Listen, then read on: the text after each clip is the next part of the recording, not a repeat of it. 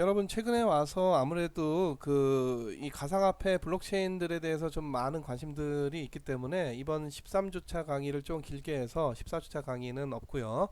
13주차 강의 좀 길게 해서 이 13주차 강의까지가 시험 범위가 되겠습니다. 그래서 미리 공지했던 대로 1주차부터 7주차까지가 중간고사 범위고, 그 이후 8주차부터 13주차까지 오늘 하는 것까지가 마지막 그 기말고사 시험 범위가 되겠어요.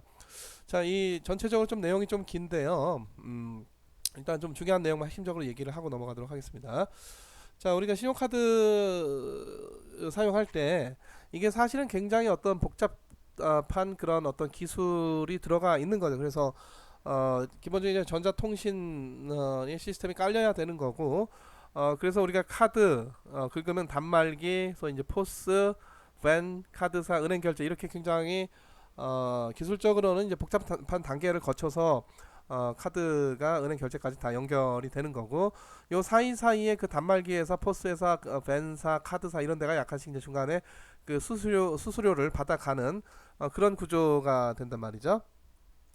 근데 사실 이 경제학자들은 이 중간에 뭐 단말기 기술이 어떻고 포스 기술이 어떻고 밴 기술이 어떻고 이런 것들 뭐 중요한 이슈일 수도 있겠지만은 이게 뭐 그렇게 경제학자들이 관심 가져야 될 문제는 결코 아니겠고, 이건 주로 이제 그 IT나 이제 공학자들이 해야 되고, 사실 이거를 다 이해를 해야 우리가 신용카드를 쓸 수 있는 것도 아니고, 이걸 다 이해를 해야 우리가 신용카드 쓰는 데를 훨씬 더 잘 쓸 수가 있다 이러면은 더 문제죠.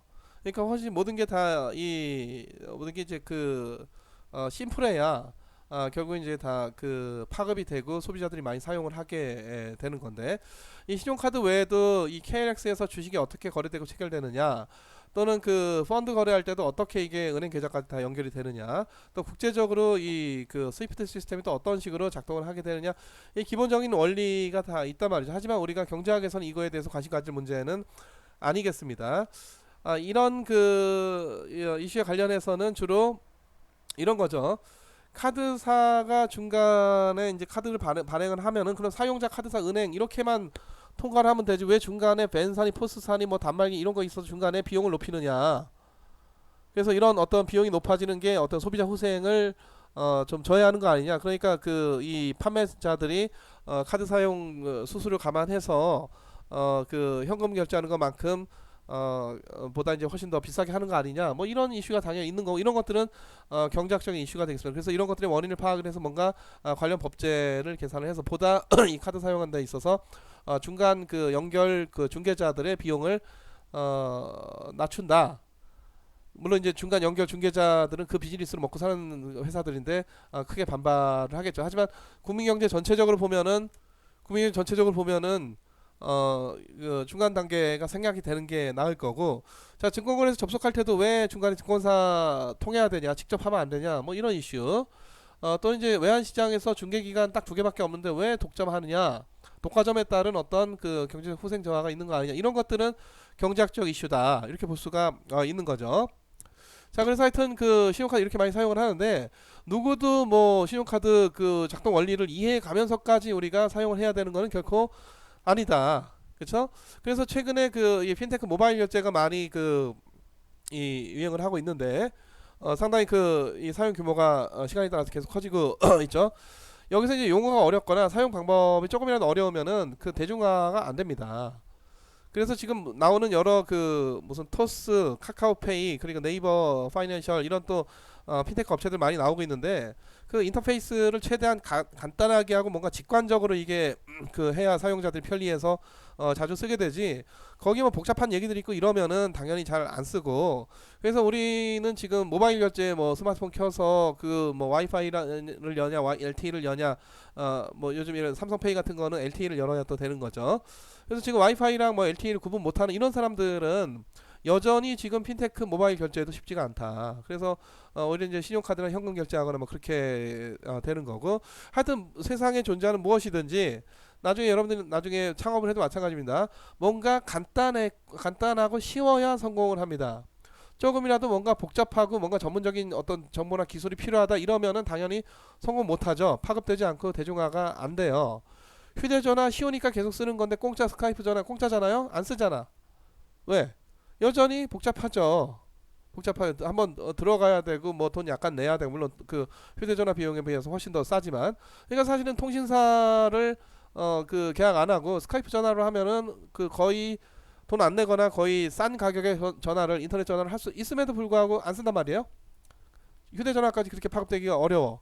이게 그 왜 그러냐? 기본적으로 어렵기 때문에 접근이 쉽지가 않은 겁니다. 그래서 가상화폐, 블록체인 다 이거 마찬가지인데 여기서 무슨 뭐 POS는 POW니 뭐 굉장히 어려운 공학적 기술적인 용어, 공학 기술적인 그런 용어들이 많이 나오고 또 최근에 이걸 갖고 이제 강의하는 사람들이 뭐 이런 것들을 막 설명을 하면서 뭐 이거를 알아야 가상화폐나 블록체인을 알 수 있는 것처럼 그렇게 얘기를 하는 거는 굉장히 이건 그 잘못된 얘기고 이런 거는 주로 공학 전공하는 학생들이 하면 돼요. 공학자들의 몫이야. 그리고 또 여기 이제 응용 분야 그 수학의 응용 분야 암호학 이런 게만 들어가게 되는 건데 뭐 이런 것들까지 뭐 크립토 뭐 그 암호죠 암호 이런 것들까지 경제학에서 다 다룰 수 있는 문제는 아니다. 그래서 사실 그 이 지금까지 많이 가상화폐나 블록체인에 대해서 많은 전문 용어들이 나와서 여러분들이 조금 뭐 이게 어려워하고 그런 것들은 사실 당연히 어려운 거고 어렵다고 해서 굳이 여러분들이 경제학도로서 그런 것들을 열심히 공부해야 될 필요가 있는 거는 아니다. 자, 이 통화의 문제에 대해서는 저 이 아담 스미스 이전에 리차드 캔틀론이라고 하는 사람이 프랑스 경제학자인데 그 통화의 문제를 제기를 했어요. 통화가 어떤 약점이 있는 거냐. 자, 이 통화 팽창 때문에 소득과 부의 불균형이 심해진다. 이런 이론을 제시를 한 거예요. 그게 왜 그러냐 따져보면은 자 통화량 증가한다는 거는 이제 최근에 와서 통화량 자체도 증가하지만 금리가 낮아지고 금리 낮아지면서 이제 대출과 예금이 계속 그 연쇄적으로 돌아가면서 결국 통화 팽창이 그 통화 이 신용 창조가 되는 거죠. 그래서 그 이 통화량 증가의 기본 핵심적인 기제는 결국 이제 은행 대출이 늘어난다라고 하는 건데 은행 대출을 누가 할 수 있느냐? 주로 부유층이 할 수가 있죠. 그렇죠? 서민층이 무슨 은행 대출 단돈 1,000만 원이라도 대출할 수 있겠습니까? 부유층은 신용으로도 무담보로 무보증으로 얼마든지 많이 빌릴 수 있고 얼마든지는 아니지만 상당히 많이 빌릴 수 있고 담보나 보증까지 취하면은 뭐 훨씬 더 뭐 10억, 20억 정도는 쉽게 은행에서 빌릴 수가 있단 말이죠. 일반 서민들이 은행 가서 단돈 1,000만 원 빌리기도 쉽지가 않단 말이에요. 그래서 부유층은 그 부동산에 주식 투자, 자산 투자할 때 그 대출 레버리지를 쓸 수가 있고 서민층은 자기 순자산도 부족하고 레버리지도 못 쓰고 그러니까 부유층은 순자산도 많고 거기다가 대출까지 쓸 수가 있고 게다가 부유층은 순자산이 많다 보니까 예를 들어 10억 중에 한 1억 날려도 돼. 이런 위험 감내 여력이 높고 서민층은 5천만 원밖에 없는데 5천만 원 다 날리면 큰일 나죠. 그래서 결국은 그 훨씬 더 이 통화량 증가에 따른 어떤 그 투자의 여건이 자산 투자의 여건이 이 부유층이 훨씬 더 좋다는 얘기고 또 하나 그 여러 가지 이유로 이것도 이제 사실 원인 규명이 명확하진 않은 건데 통화량이 증가되면 물가도 오르고 자산 가격도 오르는데 균형적으로는 물가랑 자산 가격 상승률이 같아야 될 텐데 지금까지 경험을 보면은 예나 지금이나 물가보다 자산 가격이 더 높게 오릅니다. 그래서 물가 지수랑 주가 지수 한번 비교해 보세요. 물가 지수랑 부동산 지수 한번 비교해 봐. 그렇다 보니까 부유층은 점점 자산 투자를 통한 자산 소득이 많은 거야. 그러니까 자산 가치도 상승하고 그리고 자산으로부터 나오는 이자 배당 임대료들도 계속 커지는 거죠. 그러니까 점점 그 자본 소득이 노동 소득보다 커진다. 그러니까 최근에 그 프랑스 경제학자 피케티가 그 얘기했던 그 얘기가 바로 자본 소득이 노동 소득보다 계속 커지기 때문에 이 상태로 가면 자본주의가 지속 가능하기 어렵다. 뭐 이런 얘기를 했었던 거고 그 주장을 벌써 200년도 넘게 아담 스미스 이전의 경제학자가 그러니까 이제 그때만 해도 이제 경제학이라고 하는 학문이 어떤 체계적으로 나왔던 그런 시기는 아니었던 것이고 그래도 여러 가지 경제적인 이슈에 대해서 많은 그 유럽의 학자들이 연구를 했었던 거죠. 그 이론과 실증으로. 자, 그래서 결국은 그 통화 팽창 때문에 이게 비례적으로 모든 자산과 물가가 같이 오르면은 문제가 없겠지만은 결국은 자산 쪽이 훨씬 더 마르고 자산 쪽에 대한 접근성이 부유층이 더 훨씬 더 크기 때문에 결국 부와 소득의 불균형이 더 심화된다. 그래서 근본 원인이 이 계속 불균형, 어떤 경제적 불균형의 근본 원인이 어디에 있다? 통화에 있다라고 캔틸런이 주장을 했습니다. 이 얘기는 사실 지금도 틀린 얘기가 아니에요. 지금도. 자, 그래서 통화량은 이제 국제 통화라고 하는 국제 결제 통화로서 이건 달러도 어마어마하게 지금 증가를 해 오고 있고 그 20, 30년 전에 비해서도 더 크고 그 결국 그 이 달러가 패권을 갖기 시작한 2차 대전 이후 1950년대 이후로도 비교를 해보면 어마어마하게 달러 유통량, 발행량이 크게 커진 것을 알 수가 있겠고, 자 미국의 전반적인 금리 체계 전반적으로 낮아지고 있고 뭐 최근에 제로금리까지 뭐 내려온 그런 수준이죠. 자 한국의 통화량도 마찬가지입니다. 원화 통화량도 포론 통화 점진적으로 증가하고 M1, M2 어마어마하게 큰 규모로 증가를 하고 있어서 자 M2 같은 경우에는 2,800 얼마예요? 지금 2,800조 원. 2,800조 원, 우리나라 지금 GDP가 경상으로 대략 2,000조 원 정도 되는데 2,000조 원보다 더 큰 규모 2,800조 원 정도가 되겠습니다. M2가 M1은 대략 한 800조 원 정도까지 이르고 있고요. 자 한국의 국고채 금리도 어떻습니까?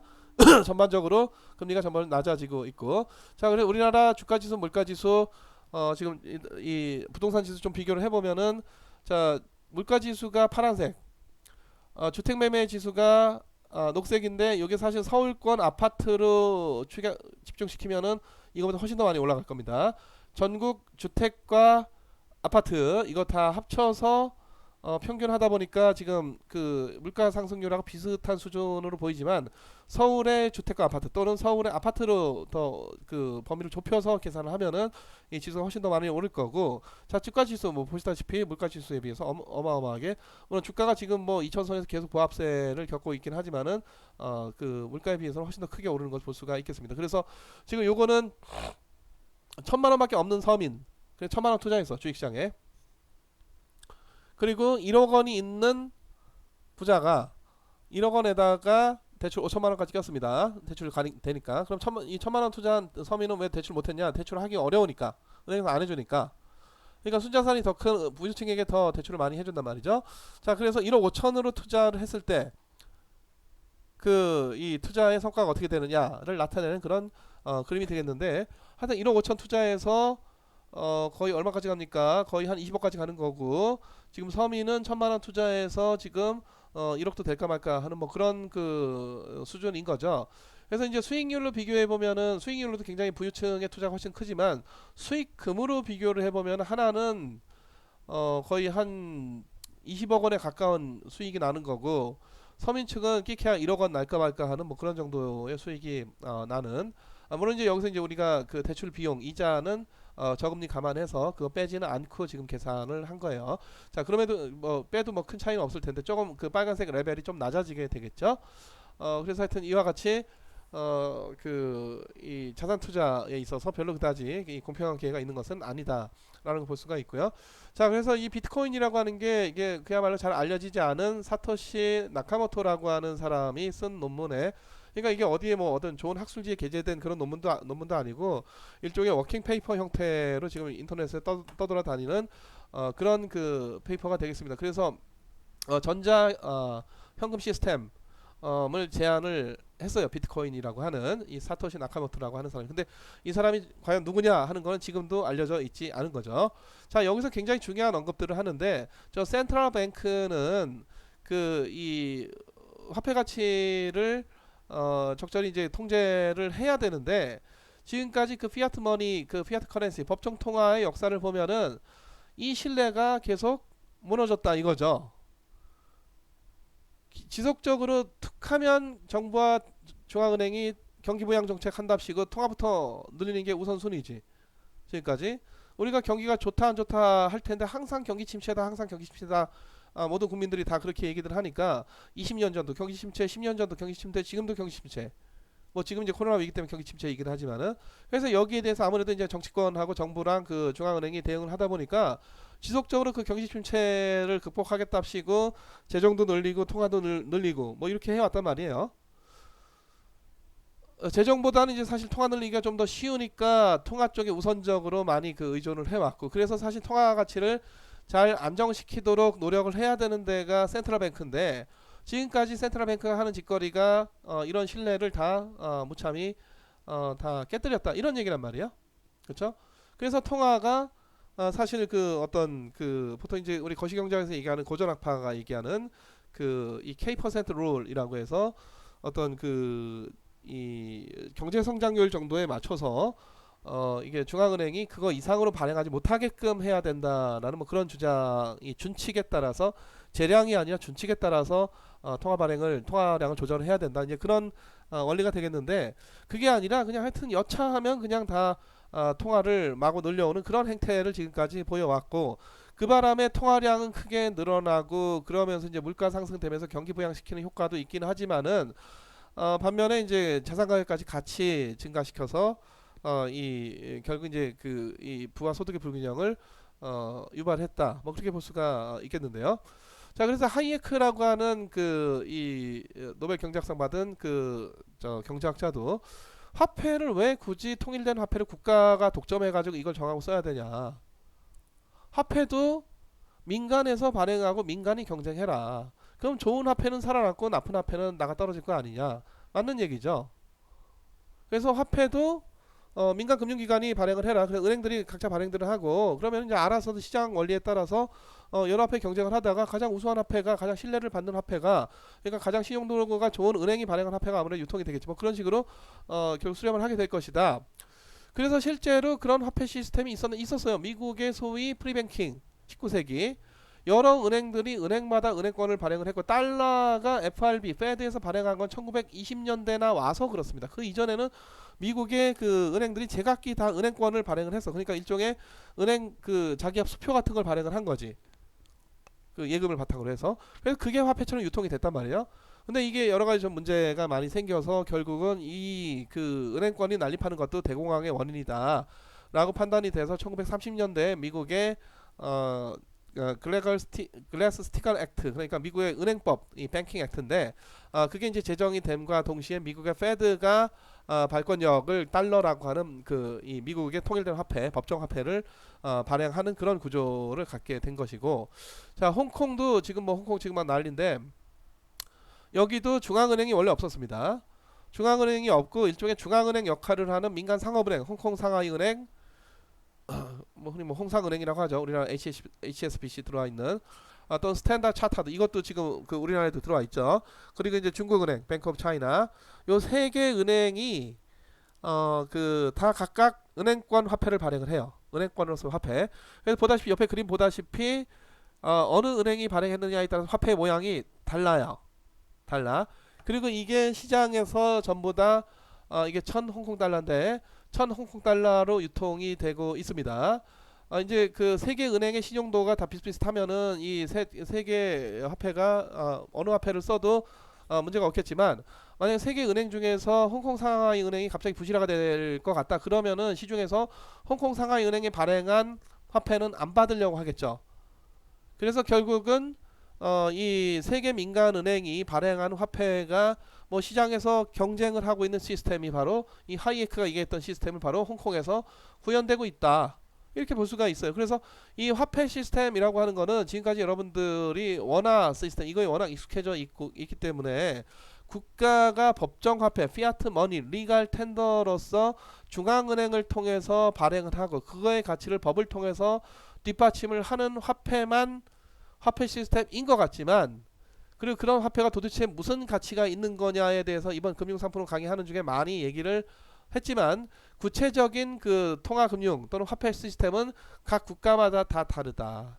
다 달라요. 또 시기마다 다 다르고 자 우리나라 그 화폐 역사를 보면은 좀 아픔의 역사인데 뭐 이제 일제시대 전부터 그 이제 1905년도 을사조약하면서 그 일본계 은행이 들어와서 뭐 엔화 같은 걸 이제 발행을 해서 유통이 됐던 거죠.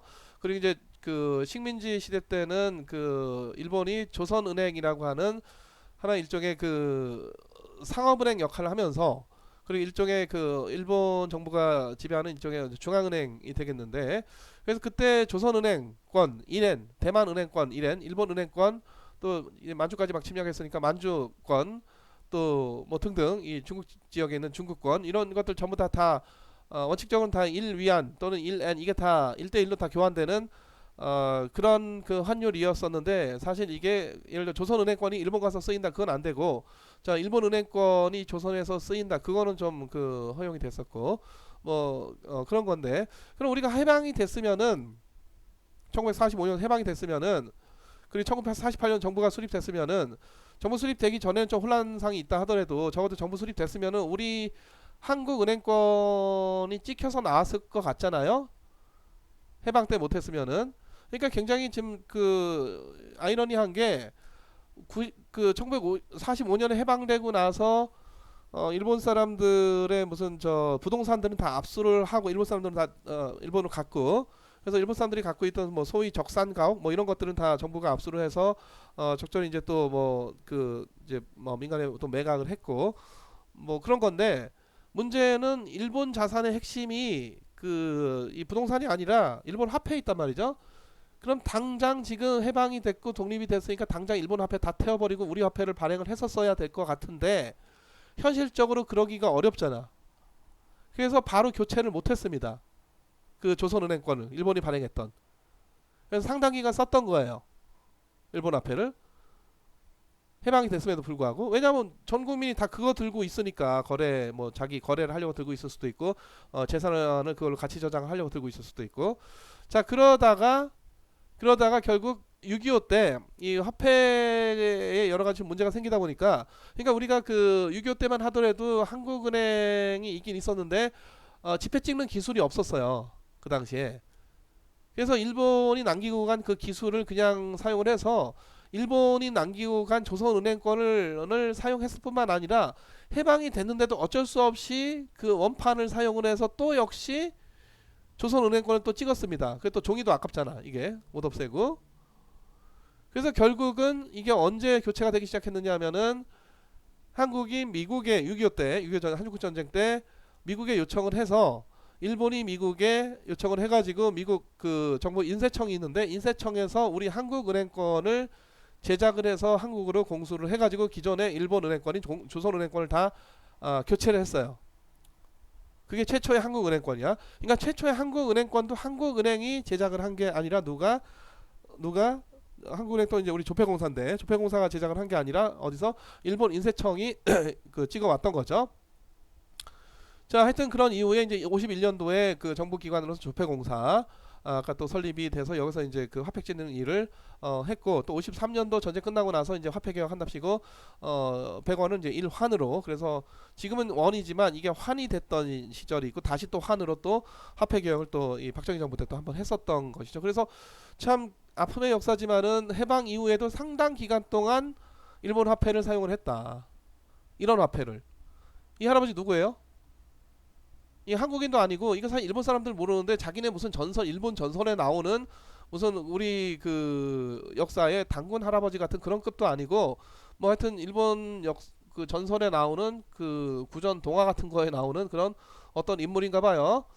그래서 지금 이 일본이 찍어놓고 갔던 이것도 상당 기간 사용을 했고 그래서 여기 조선은행권 이렇게 써 있잖아요. 그쵸? 이 조선은행. 그리고 그 한국은행이 그 우리나라 중앙은행에서 설립이 된 이후에도 화폐 찍는 기술이 없어가지고 어쩔 수 없이 일본이 남기고 간 기계를 갖고 이거 찍어가지고 계속 그 유지를 했었던 거고 뭐 그랬었습니다.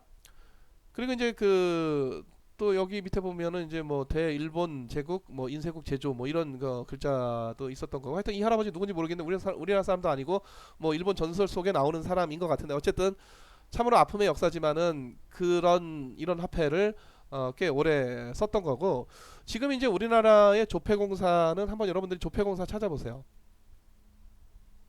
그러니까 한국은행이 돈을 찍는 게 아니라 조폐공사가 지폐하고 동전을 찍어서 어디에다가 한국은행에다 납품을 하고 한국은행이 여기다가 그 이 값어치를 지불합니다. 수고했다고. 물론 이게 10,000원 찍어줬는데 10,000원 주지는 않겠죠. 새 10,000원 찍어줬으면 뭐 1원 주거나 뭐 그렇게 그런 정도 비율로 이제 뭔가 조폐공사 그게 이제 조폐공 수입이에요. 요게. 그래서 예전에는 화폐를 많이 사용을 하고 1970년대만 하더라도 그 신용카드, 신용거래 이런 게 없으니까 당연히 캐시나 그 지폐하고 동전 많이 찍었었고 조폐공사 그때만 해도 이게 굉장히 잘 나가는 비즈니스 좋은 비즈니스를 하는 그런 그 공기업이었는데 최근에 와서는 아무래도 이런 화폐 찍는 게 예전만 못해졌고 많이 안 찍는다고 화폐를 사람들이 안 쓰니까 그래서 이제 조폐공사가 다른 데다가 눈을 돌렸는데 주로 이제 뭐 주식을 찍는다거나 채권을 찍는다거나 근데 이것도 문제가 계속 이제 전자증권화돼서 이것도 이제 뭐 거의 또 좋은 비즈니스가 못됐고 그래서 최근 조폐공사는 상품권 이런 거 많이 찍고 있습니다. 롯데 상품권, 뭐 현대백화점 상품권, 뭐 등등 이런 문화 상품권, 뭐 등등등 이런 상품권들 많이 찍고 있고 요즘 나오는 무슨 뭐 지역화폐 뭐 이런 것들도 아마 조폐공사가 찍을 것 같은데 그거 한번 찾아보세요. 그리고 조폐공사가 이런 거 외에 해외 나가서 그 저개발 국가가 옛날 우리처럼 화폐 찍는 기술이 없단 말이에요. 그래서 그 저개발 국가의 그 뭐 중앙은행은 있는데 화폐를 못 찍으니까 여기 그 찍어서 납품하고 여기서 이제 수입을 얻는 이런 비즈니스를 하고 있고, 지금 한국의 조폐공사가 찍는 이 여러분들 들고 있는 만원짜리 5만원짜리 이 화폐는 상당히 퀄리티가 좋다. 이게 퀄리티가 굉장히 좋아요. 그러니까 우리가 한 60년 전만 해도 우리 스스로 화폐도 못 찍던 국가였었는데 우리가 크게 성장을 해서 결국은 우리나라 공기업의 조폐공사가 전 세계적으로 봤을 때 그 종이와 동전 그 화폐의 질이 굉장히 좋아요. 그래서 굉장히 위조하기 어려운 지폐 중에 하나가 우리 그 원화가 되겠습니다. 그래서 이 기술이 좋기 때문에 해외 그 저개발 국가들이 여기다가 이제 주문을 많이 하는 거죠. 자기네 화폐를 찍어 달라고. 그래서 그런 식으로 이제 조폐공사가 자기네 비즈니스를 그 이어가고 있어요. 그래서 지금은 예전에는 이런 아픔의 역사가 있었지만은 지금은 뭐 상당히 우리가 화폐 찍는 기술에서 계속 뭐 선도적인 그런 역할을 하고 있다는 거고. 자, 하여튼 이렇게 해서 일본에서 찍어서 갖고 온 최초의 한국은행권이 그 당시 이승만 대통령의 초상이 실린 바로 이 그 지폐들이 되겠고, 50년도 7월달에 대구에서 최초 유통이 되고 인천 상륙작전 하면서 기존의 조선은행권이 완전히 다 퇴출이 됐습니다. 자, 기타 그 이게 국가마다 다 다른 시기마다 다 다르다는 걸 얘기하고 있는데, 자, 일본은 지폐는 중앙은행 찍고 뭐 보통 이제 중앙은행 찍죠. 그리고 주화는 또 정부가 찍어요. 자, 유로존은 좀 특이한데 유로존에 속해 있는 독일, 프랑스, 이탈리아 등등등 이런 국가들의 각 국가별 화폐 발행권은 있다 없다? 없다. 유로에 속해 있기 때문에 단일 화폐 유로화를 쓰고 있어서 ECB 유럽 중앙은행만 유로 은행권, 유로 주화를 찍어낼 수가 있다. 그쵸? 그리고 이제 일본은 또 그 이 중앙은행 뭐 이제 그 ECB의 기본적인 결정이 있어야 되겠지만 실제 찍는 거는 이제 그 유럽 그 중앙은행이 은행권 지폐를 찍고 각국의 또 중앙은행이 또 주화를 찍는 뭐 이런 그 시스템이 되겠는데, 결국은 각 국가마다 우리가 통화량을 어떻게 결정을 할 수 있느냐 하는 소위 통화주권 이런 게 없어요.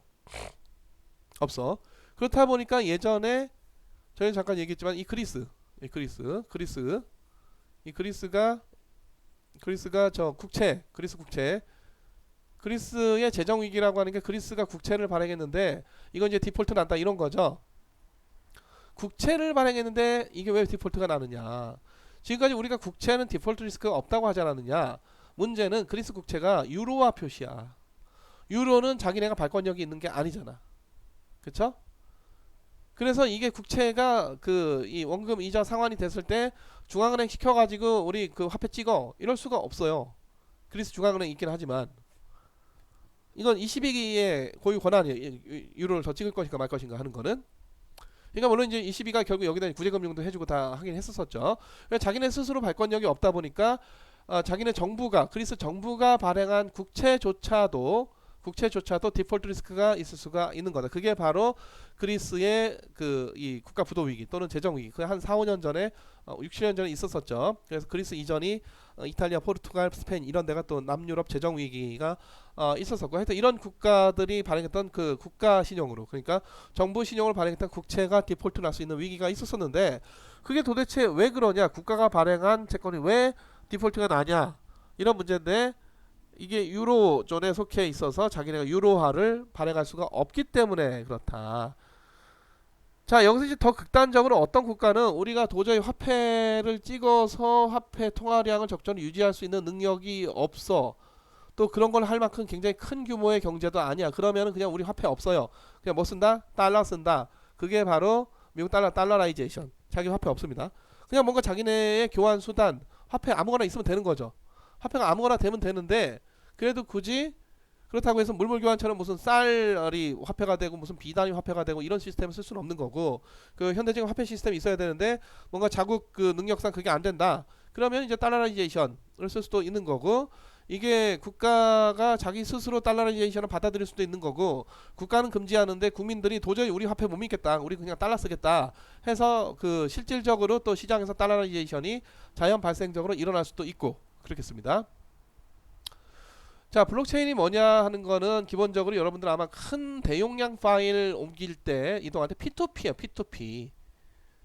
P2P 네트워크고, P2P 네트워크 피어 투 피어예요. 그래서 기본적으로 이게 서버 있고 그 피어들이 있고 그런 게 아니라 그 서버 커스터머 이런 게 있는 게 아니라 서버 클라이언트 이게 있는 게 아니라 다 피어 투 피어로 다 대등하게 연결된 그런 그 이 P2P 시스템. 그러니까 예전에 무슨 뭐 우리 비토렌트 이런 거 있죠. 자, 이런 거고 그 원칙적으로 이런 거에다가 소위 그 분산 원장이라고 하는 그 거래의 그 어떤 그 거래의 기록이 서로 비교돼서 진정성을 확인하고 또 거기에 오래도록 그 어떤 보안 기술하에 저장되는 기술이 가미된 거, 그게 바로 뭐다? 블록체인이다. 이렇게 볼 수가 있습니다. 기본적으로 P2P야, P2P.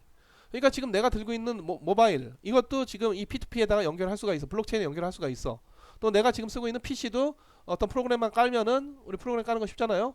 앱 깔기만 하면은 역시 P2P 이 블록체인에다가 연동을 시킬 수가 있습니다. 그래서 사실 블록체인 확장하는 거는 이게 어려운 기술은 아니고, 이게 보통 우리가 앱 깔거나 PC에 프로그램 깔듯이 하면 되는 거고, 어찌됐든지 간에 하여튼 이 비트코인을 앞서 그 사토시 나카모토라는 사람이 블록체인 기반으로 해서 이런 화폐 시스템이 가능하지 않겠냐라고 이 제안을 했던 거죠. 그래서 비트코인이 내에서 처음 그 블록체인이 구현이 됐던 겁니다. 그래서 그 어찌 보면 상당히 금융 분야가 좀 더 혁신적으로 앞서 나갔다, 그렇게 볼 수가 있겠고요. 자, 그래서 블록체인 갖고 뭘 할 수가 있느냐? 암호화폐, 기타 여러 가지 기록, 그리고 소위 이제 스마트 컨트랙트라고 하는 어떤 자동 계약, 그리고 어떤 여론조사, 그리고 국가 간 거래의 어떤 효율성, 그리고 콘텐츠, 뭐 예를 들어서 어떤 저작권, 예를 들어 저 음악, 미디어, 음원, 이런 우리 그 막 인터넷을 막 공짜로 보고 싶어하는 막 이런 것들. 자, 이런 것들 훨씬 더 이제 저작권이 더 명확하게 해서 명확히 돈 주고 거래가 될 수가 있겠고요. 블록체인 시스템 내에서 기타 이제 지역 화폐, 그리고 예를 들어서 이제 공동 소유라고 하는 거는 그림 하나 10억 원짜리 사는데 10명이 산다. 각각 1억 원씩의 소유권이 있다. 이런 것들도 가능해진다. 그래서 소액의 어떤 아트 투자, 그러니까 뭐 주로 이제 도자기, 골동품, 또는 고대 유물 뭐 이런 거죠. 또는 뭐 미술품. 자, 뭐 이런 것들에 대한 어떤 코어 오너십도 가능해질 수가 있겠다. 요게 이제 블록체인의 여러 가지 장점들이 되겠고, 실제로 지금 이게 활용이 많이 되고 있습니다. 그래서 가상화폐까지는 아니어도 지금 벌써 이제 가상화폐도 무슨 중국이 그 디지털 화폐를 발행한다고 막 준비를 하고 있고, 미국의 그 굉장히 유명한 그 금융기관이나 이 IT 기업들도 막 가상화폐에 좀 뭔가 비즈니스 하려고 지금 뭐 시작을 하고 있고, 최근에 삼성 그 스마트폰 갤럭시에도 이 가상화폐 지갑이 들어왔고, 또 최근에 이 카카오페이가 이 가상화폐 지갑 뭐 클립인가 뭐 하여튼 그런 것을 또 지금 만들어냈죠. 그래서 그 순식간에 10만 명이 그걸 가입했다고 뭐 그러는데, 하여튼 이 가상화폐 지금 여러 가지 그 우려와 여러 가지 어떤 문제점과 여러 가지 또 좀 이거에 대한 여러 가지 어떤 비판적인 그런 시각이 있어서 한국도 그렇고 외국도 그렇고 아직은 좀 이거를 화폐로 쓰는 것 자체가 굉장히 위험하다, 또는 또는 뭔가 여러 가지 문제를 일으킬 수 있다라는 이런 우려 때문에 이 암호화폐나 가상화폐가 좀 아직 시작은 못 되고 있는 것 같아요. 아직은. 하지만 이제 많은 IT 기업들과 금융기관들이 지금 준비를 해가고 있는 거고, 심지어 국가적으로 중국 정부가 자기네 위안화를 디지털 화폐로 발행을 하겠다라고 하는 그런 계획까지도 지금 나와 있는 그런 상태죠. 그래서 앞으로는 이게 지금 뭐 결국은 이제 미래의 일인데 적어도 한 10년 정도 후에는 상당히 이 가상화폐가 뭐 쓰일 수도 있고, 또는 뭐 가상화폐까지 아니라 하더라도 이 전자적인 어떤 확인과 그리고 어떤 보안이 결합된 어떤 저장 기술, 이게 바로 이제, 그리고 P2P 네트워크, 이게 바로 블록체인인데, 블록체인이 여러모로 좀 활용이 되지 않을까 예상을 해볼 수가 있겠습니다. 그래서 실제로 지금 각 국가의 시티, 바클레이스, 우리나라에도 은행들, JP 모건, 크레딧 스위스, ING 보험, 그리고 비자 카드사의 1등이죠. 다 하여튼 이런 데가 다 블록체인 개발하려고 노력들을 하고 있고, 또 국가적으로도 네덜란드, 두바이, 에스토니아, 에스토니아가 이런 거 잘하지. 그래서 에스토니아는 벌써 자기네 부동산 쪽에 등기부 등본 이런 거를 블록체인으로 다 구축을 해가지고 하여튼 기존의 그 실물 그 등기부 등본 있는 것보다 보안이 좀 더 잘 되도록 하는 뭐 이런 시스템을 운영을 하고 있고, 또 지금 스웨덴, 조지아, 영국, 싱가포르 이런 데도 그 블록체인 실제로 활용을 하고 있고요. 또 저 미래에도 여러 가지 분야로 또 활용이 될 수가 있겠습니다. 그래서 하여튼 여러분들 뉴스 신문 찾아보면은 굉장히 블록체인과 가상화폐에 대한 여러 가지 얘기들이 있을 텐데, 자 일단 여기서 이제 화폐의 본질이 뭐냐 하는 건데, 화폐가 왜 가치가 있느냐 하는 것도 앞서 여러 차례 얘기를 했는데, 그럼 화폐라고 하는 게 물리적으로 존재한다 이게 중요한 거냐, 네가 얼마나 지출해서 너의 소득이 너의 재산이 얼마 줄었다, 네가 얼마 소득을 벌어서 네 재산이 얼마 늘어났다, 이런 기록이 중요한 거냐, 뭐가 더 본질이에요? 기록이죠. 물리적 실제가 아니라. 기록은 위조할 수 있지 않냐? 위조 못하게끔 하는 여러 가지 보안 기술이 계속 발달을 하고 있죠. 오히려 위조 측면에서는 지폐를 위조하고 남이 지폐를 뺏고 강탈하고 이게 더 쉽겠습니다. 그쵸? 그래서 사실은 이 화폐의 본질이 이게 지폐, 그래도 지폐 종이장이라도 있어야 되는 거 아니냐, 또는 동전이라도 금속 동전이라도 있어야 되는 거 아니냐, 뭐 이런 건데, 이게 뭐 최근에 와서는 예를 들어서 우리가 그 예금, 우리가 화폐 별로 안 쓰잖아요.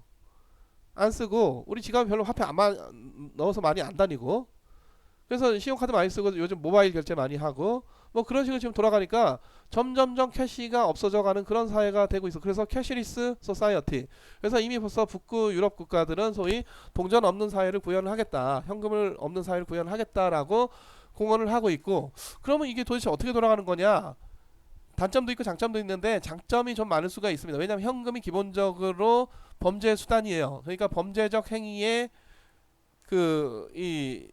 이런 마약 사고 파는 거, 뭐 이런 거, 매매춘 뭐 이런 거, 또는 그 저 어떤 뇌물 주는 거, 뭐 이런 거 다 현금이죠. 또 탈세의 원천입니다. 현금 거래하면서 탈세가 돼요.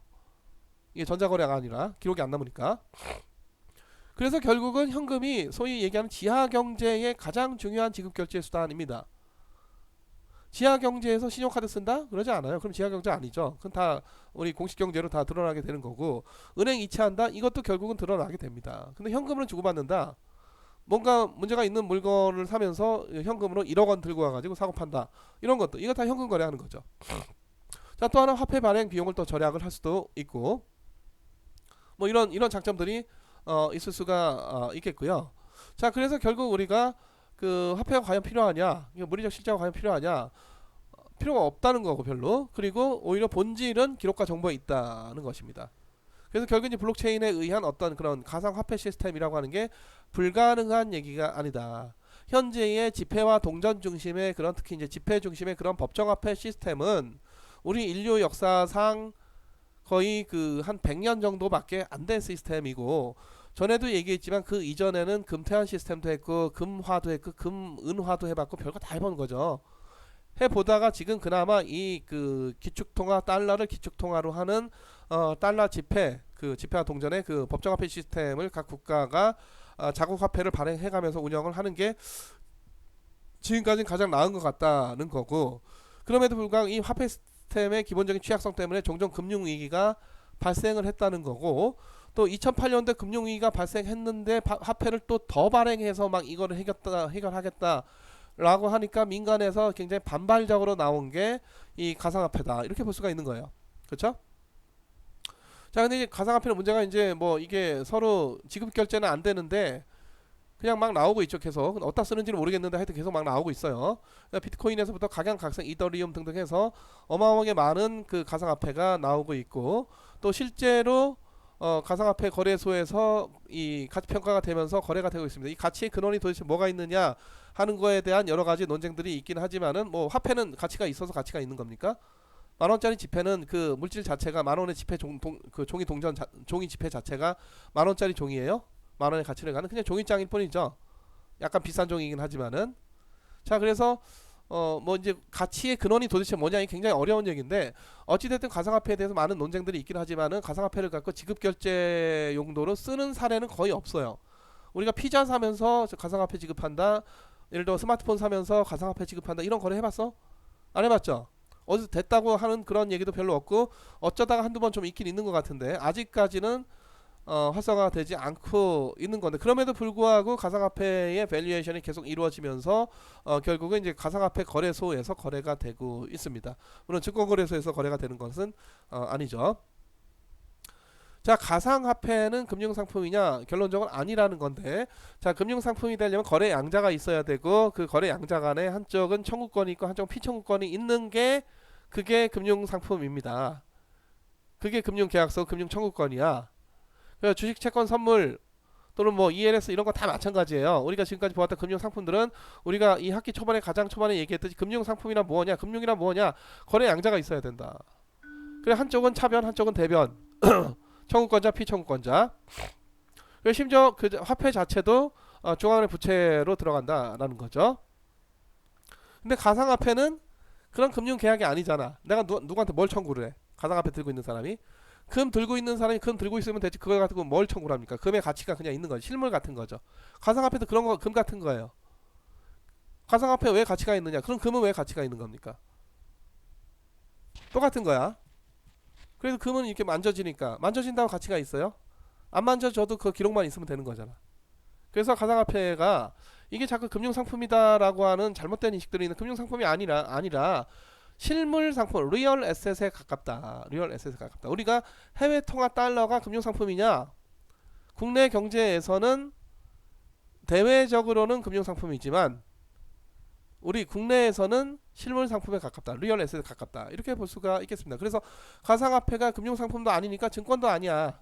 이게 그렇죠?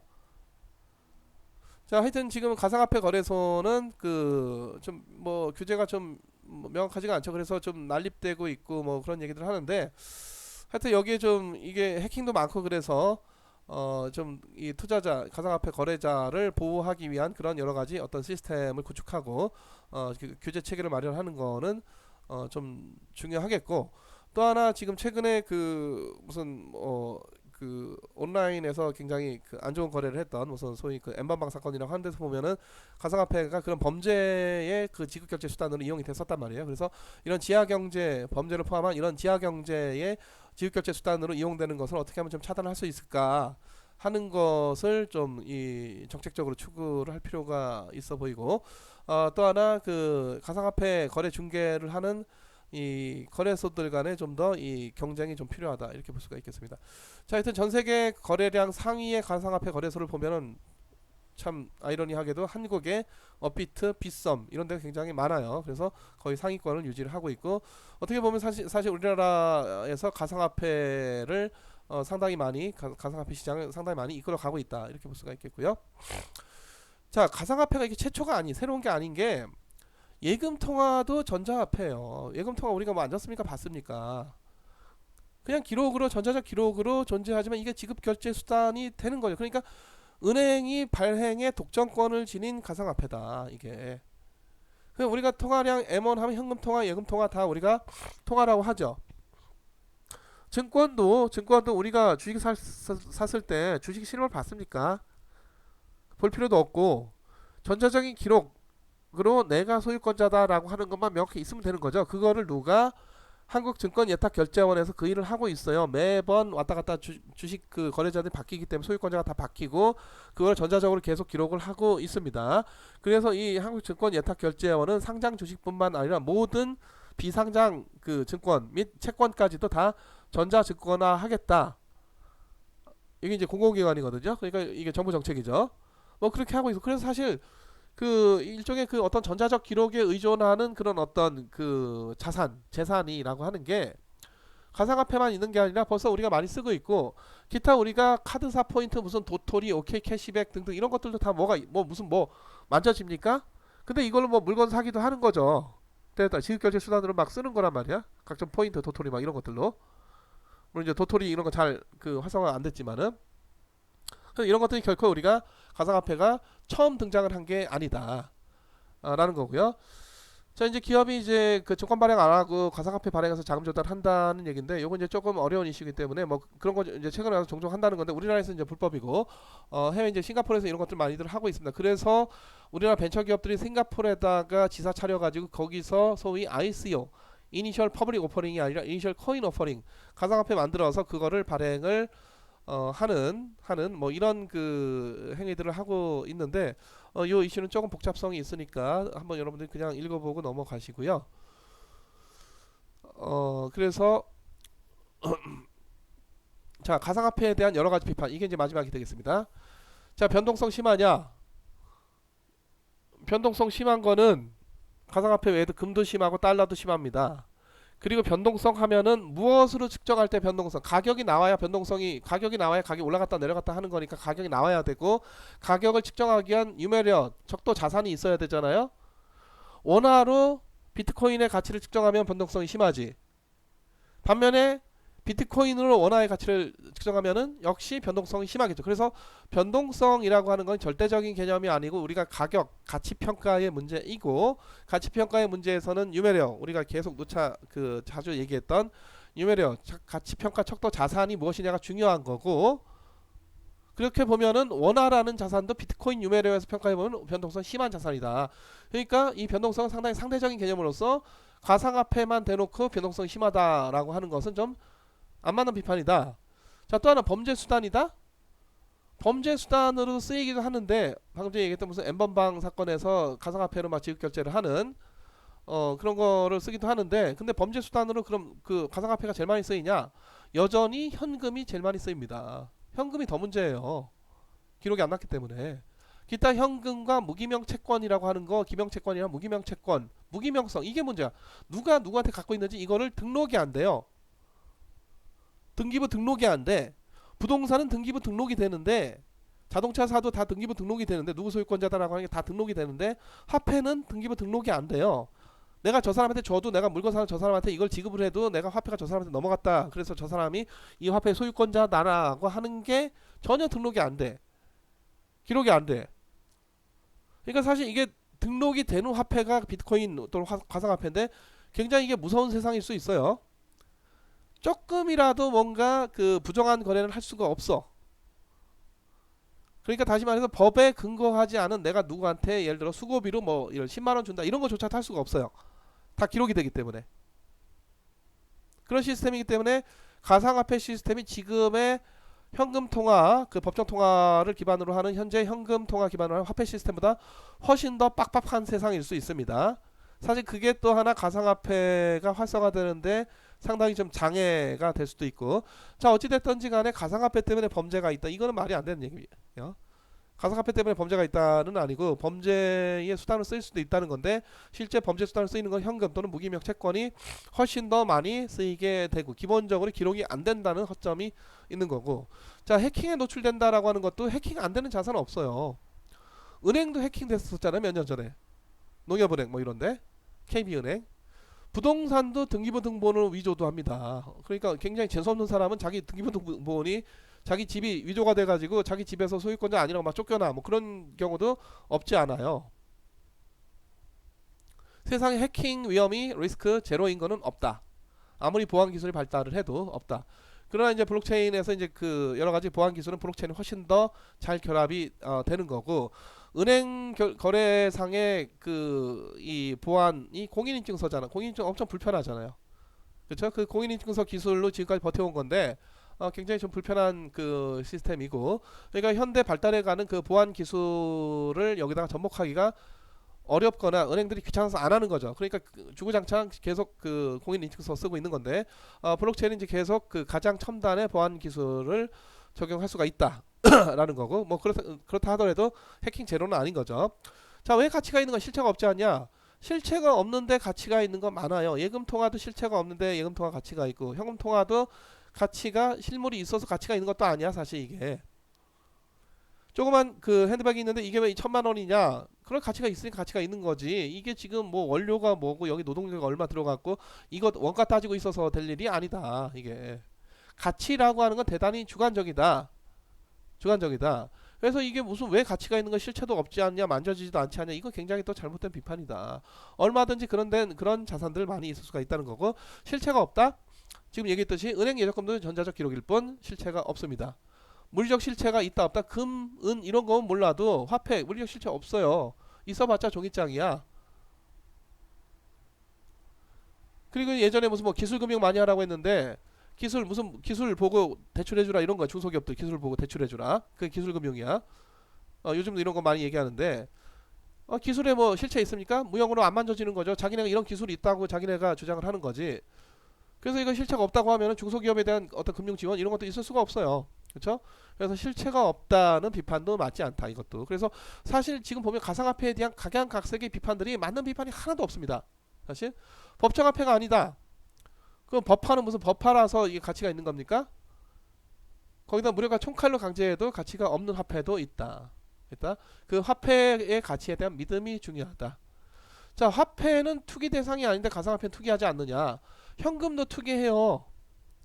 주가 채권 가격 하락할 것 같으면 현금 보유하면 이걸 현금 투기라고 하고, 이거를 케인즈가 얘기했던 투기적 동기야, 이게. 그래서 투기적 동기가 너무 심해지면 소위 케인즈가 얘기했던 유동성 함정이라고 하는 현상 때문에 이게 경기 침체가 굉장히 오래 갈 수가 있다. 현금 투기 대상 아니다? 투기 대상입니다. 가상화폐, 그래서 뭐든지 다 투기 대상이 될 수가 있는 거고, 뭐든지 그 자산 가격이 가장 오를 것 같은 거를 보유하려고 하는 게 인간의 기본적인 어떤 욕심이죠. 이거 우리 학기 초반에 했었었는데, 이 상대적인 가격 변화 하에서 우리가 어떤 자산을 보유를 해야 되느냐 하는 그런 문제인데, 자, 현금 들고 있다, 현금 투기하는 거예요. 그렇죠? 자, 그럼 미래 어떻게 될 거냐 하는 건데, 자, 현행 화폐 시스템은 결국 신뢰로 버티는 겁니다. 그래서 이게 가치가 있다라고 하는 그 믿음이 중요한 거고, 신뢰와 믿음이죠. 근데 이게 자꾸 이제 그 팽창된 통화 때문에 자꾸 이게 부유층만 좋다, 이런 건 신뢰를 갉아먹는 일이고, 여러 가지 이것뿐만 아니라 현행 화폐 시스템에 대한 어떤 신뢰를 약화시키는 그런 이벤트들이 종종 터지죠. 어떤 이 글로벌 금융 위기가 터진다거나, 어떤 그 은행들 뭐 도산 사태가 일어난다거나, 뭐 이런, 그 지금은 없지만 과거에는 있었어요. 이러면은 이제 그 가상화폐가 성장할 수 있는 환경이 되는 거고, 결국은 이제 그 가상화폐를 더 신뢰하느냐, 기존의 중앙은행 및 은행의 시스템을 더 신뢰하느냐의 문제로 우리가 귀착될 수가 있겠고, 만일 뭐 그렇게 될지 안 될지는 가봐야 알겠지만은, 가상화폐가 일반화돼 버리면은 굉장히 심각한 그 이 경제 구조 변화를 일으킬 것이 분명한 게, 중앙은행이 필요가 없고 은행이 필요가 없어요. 증권사도 필요가 없고 증권 거래소도 불필요하고, 전부 다 블록체인 내에서 다 직접적으로 다 거래를 하면 돼. 거기서 저쪽을 못 믿는다, 믿고 말고 할 필요가 없어. 블록체인이 그런 문제들을 다 최대한 해결을 해주는 거죠. 부동산 거래할 때 부동산 중개업자를 직접 만나가서 그럴 필요도 없어. 그냥 블록체인 상에서 직접적으로 가상화폐 지급하고 너의 소유권 이 블록체인 상으로 받으면 되는 거예요, 이 부동산 소유권을. 그리고 또 여러 가지 우리가 지금 자꾸 이제 저작권 문제 있는 여러 미디어 컨텐츠들, 자, 이런 생산물도 그 원 저자가 합당한 이익을 가져갈 수 있는 그런 시스템이 돌아갈 수가 있는 거죠. 그래서 사실 가상화폐가 대중적인 화폐가 되는 시스템이 되면은 어마어마한 경제 구조의 변화가 있을 수밖에 없다. 그렇다 문제는 그 가상화폐 시스템을 계속 지금 법정화폐 시스템을 이기고 가상화폐 시스템이 과연 나타날 것이냐는 결국은 현재 화폐 시스템에 대한 그 일반의 믿음에 있는 문제다, 이렇게 볼 수가 있겠습니다. 네, 그래서 여러분 지금 13주차까지 가상화폐까지 다 우리가 공부를 했고요. 자, 14주차 강의는 없고, 자, 지금 13주차 강의까지가 얘기했듯이 기말고사 범위가 되겠습니다. 그래서 1주에서부터 7주차까지가 중간고사, 8주에서 13주차 오늘까지 강의가 기말고사 시험 범위가 되겠습니다. 네, 여러분들 고생 많이 하셨고요. 시험 준비 잘 하시기 바랍니다.